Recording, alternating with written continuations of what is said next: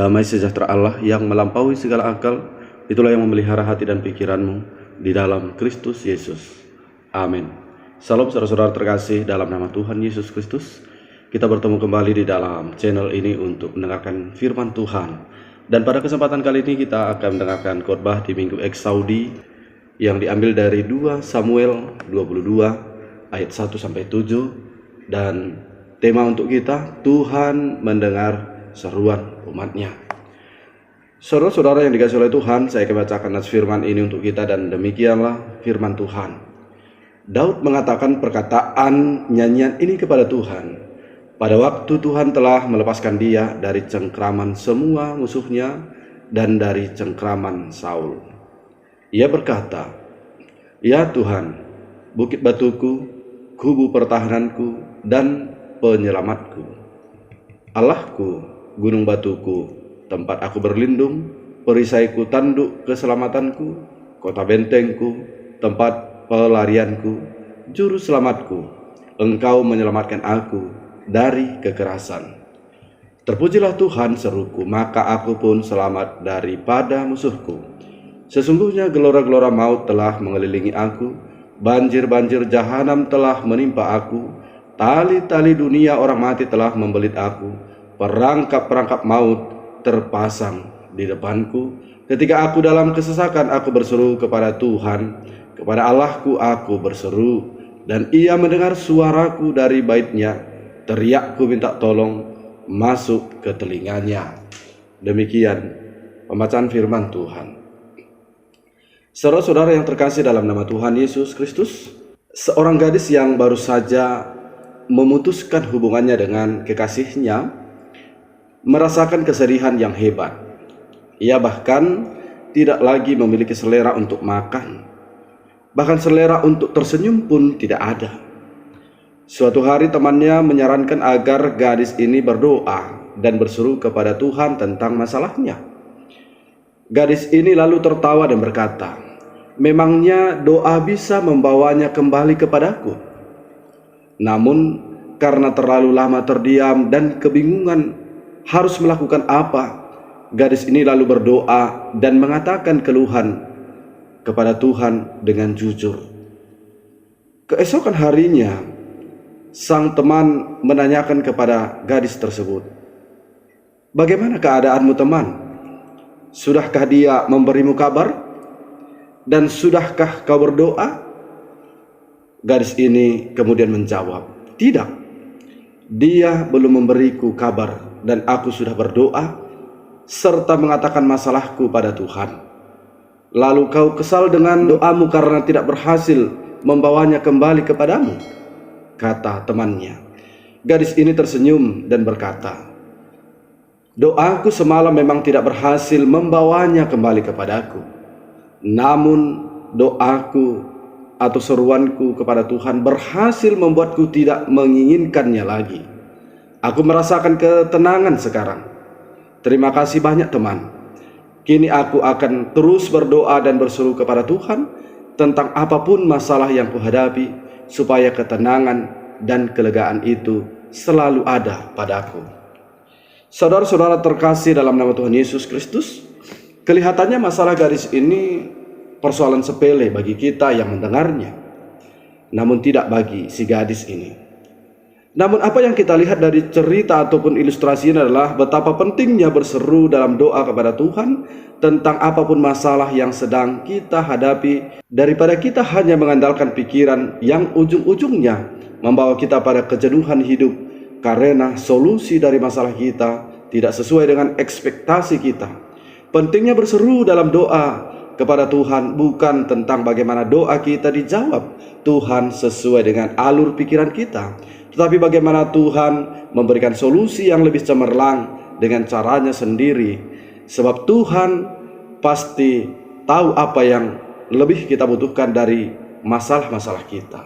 Kesaksian tentang bagaimana Tuhan bekerja dalam hidup orang yang berseru kepadanya akan kita lihat juga dalam khotbah ini, yang tentu semakin menggugah kita untuk semakin berpengharapan kepada Tuhan.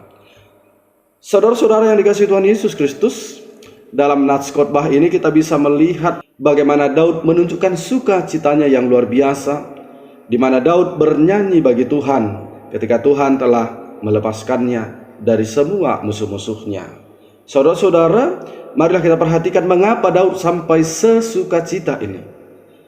Sebelum nyanyian ini dinyanyikan Daud, dia mengalami banyak sekali tantangan, pergumulan serta persoalan hidup, yaitu ketika ia berhadapan dengan Goliat yang secara manusiawi bukanlah tandingannya dalam berperang.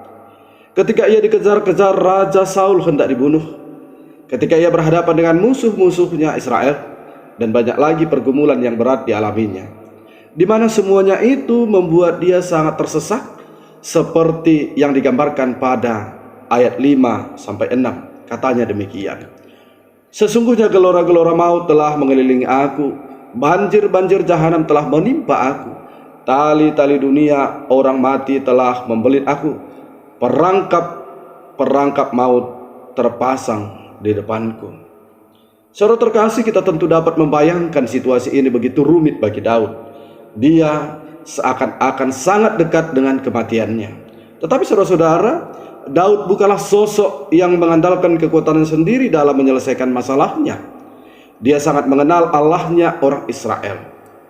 Pengenalannya akan Tuhan Allahnya digambarkan dalam ayat 2-3. Katanya demikian: ya Tuhan, bukit batuku, kubu pertahananku dan penyelamatku, Allahku, gunung batuku, tempat aku berlindung, perisaiku, tanduk keselamatanku, kota bentengku, tempat pelarianku, juru selamatku, Engkau menyelamatkan aku dari kekerasan.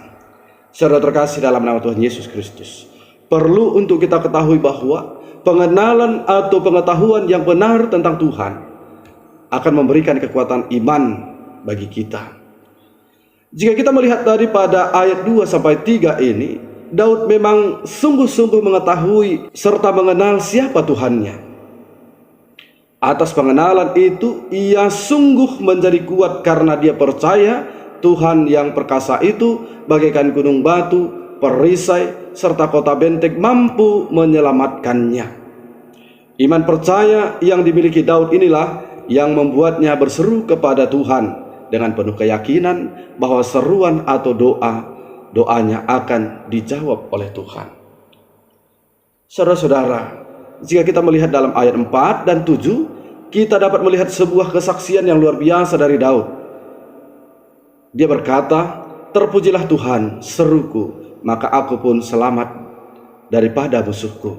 Ketika aku dalam kesesakan, aku berseru kepada Tuhan, kepada Allahku aku berseru, dan ia mendengar suaraku dari baitnya, teriakku minta tolong masuk ke telinganya. Saudara-saudara, dari kesaksian ini kita dapat melihat ketika Daud berseru kepada Tuhan tentang pergumulan hidupnya, Tuhan menjawab seruan dan doanya. Dia akhirnya dapat keluar dari kesesakannya yang menjeratnya.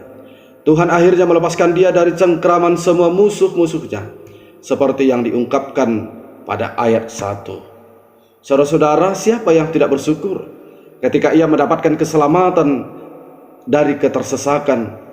Semua orang tentu pasti bersyukur. Sama seperti Daud sangat bersyukur kepada Tuhan. Dia mengangkat nyanyian pujian kepada Tuhan ketika dia mendapatkan kemenangan dari musuh-musuhnya, seperti yang kita lihat dalam keseluruhan nats khotbah kita. Saudara-saudara yang terkasih dalam Tuhan Yesus Kristus,